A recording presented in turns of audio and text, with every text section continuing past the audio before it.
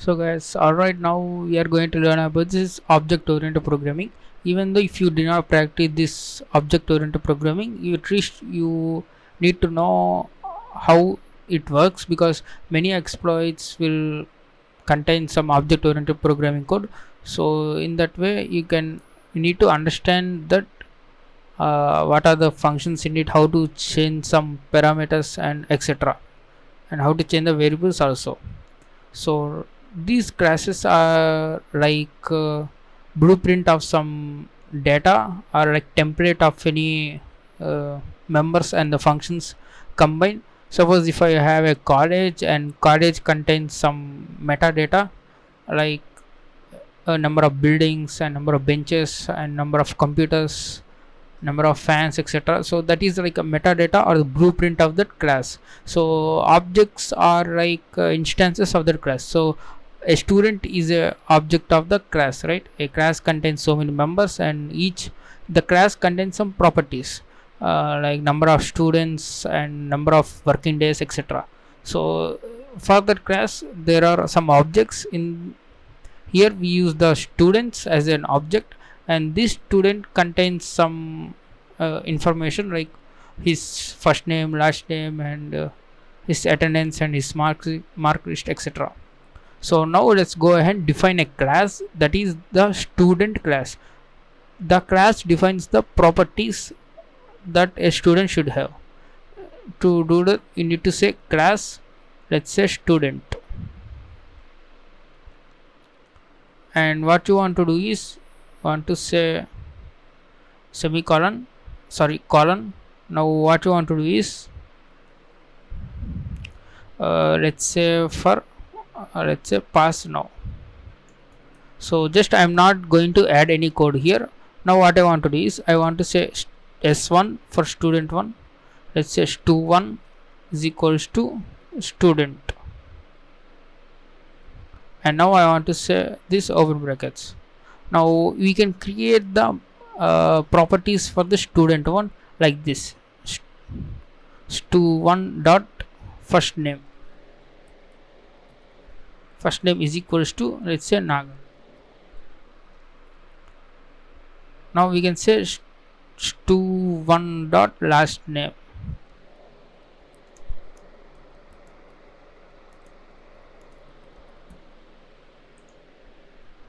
Now this is the object, stu1 is the object of the student class, and this is the class variable, and this stu1 is called instance variable or object variable, and this object contains the a variable, and the first name it values is the value of this first name variable is Naga, and the last name is Sainikir. Now I can print these values.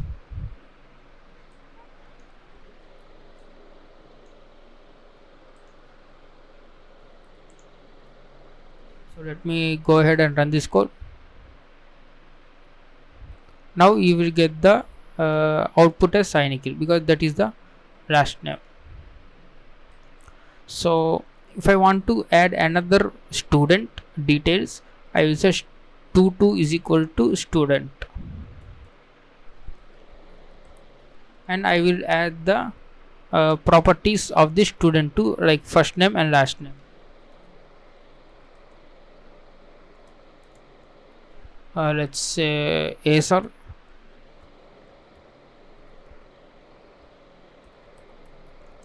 say Predator. Now I can simply just say stu1 to stu2 and to print the last name. So we got the Predator, which is the last name of the student 2. So manually adding all these variables like first name, last name, if you have 100 students, adding like this for every student is so much time consuming and very tedious task. So now what I want to do is I will define a constructor. So this constructor will get executed whenever a object is created for this class, and that constructor is defined by underscore underscore init. It also stands for initializing any data. Whenever I call this stu1 is equal to student, and this method will automatically gets executed. Now one must and should parameter you need to pass is self parameter. This self parameter or argument defines the owns object. So if I call stu1 is equals to student, then this function will execute under the student1 properties. So you will get understand within few minutes. Now I put colon and say I can also pass the first name and last name here. Let's say first comma last,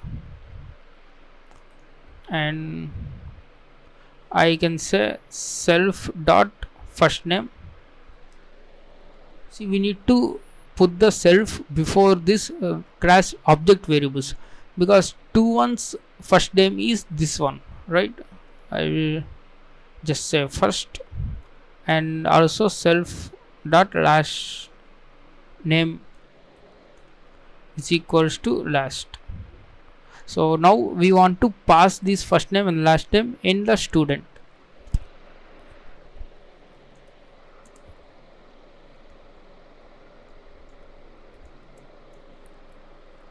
So we are passing the two arguments Naga and Sai Nikhil, and these will be placed in this first and last variables, and this init function gets executed whenever we have created an object that is stu1, and this self refers to this stu1 object. So it will be stored as stu1 dot first name is equal to this first, and stu1 dot last name is equals to last. So let me create this student2, then you will get some more clarity. So the student2 details contains Lenovo and Legion, and this whenever this object is being created at this line, then this function gets executed, and Lenovo goes to this first variable and Legion goes to this last variable, and then we are assigning stu2 dot first name. We are referring the self objects, because this object is being created, this object will be placed here. Just think like that. stu2 dot first name is equals to first, and stu2 dot last name is equals to last. Now what I want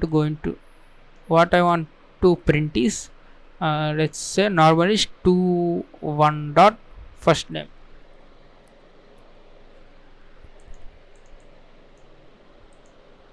and also I will print the stu2 dot first name. So now let's run this, and you can see the first name Naga and Lenovo have been printed. So this is very efficient way of assigning values. So directly you can just adding in one line. It is very time saving and also space saving task. If you have 100 students, it will take only the 100 lines rather than adding all these variables. So now you can also define some functions. So let's also add pay, and you can also say self dot pay is equals to pay. So it's not a problem, they will not collide, because this object's variable is pay and this is normal pay variable. And what I can do is I can define some function which is increment of self, the self's objects increment function.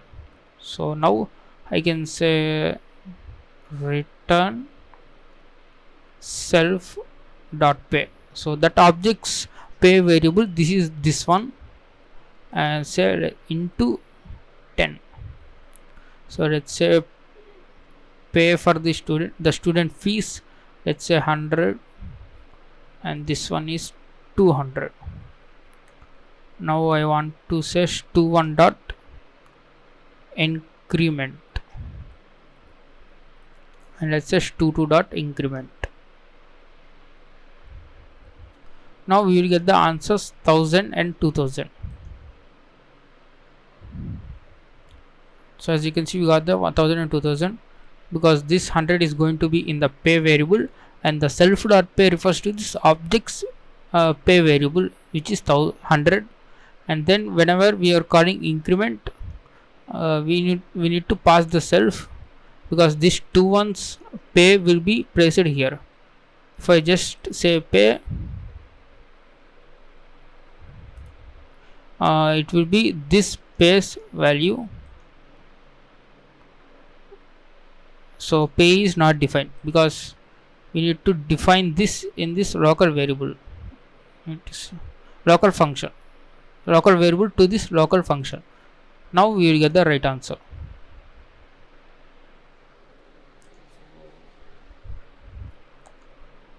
That's all for this video, guys. There is also like destructor which will execute after the objects got deleted. So that's all, just more than enough for this Python course, and we'll be developing some tools or writing our own tools in the next section. I mean, like, okay, in future section. So in that, this up to this videos are enough for making tools. And also if you see any other tool in the GitHub, you can easily understand by this, because you have learned this object oriented programming. Just even though these are the basics, you will definitely understand the code when you see that.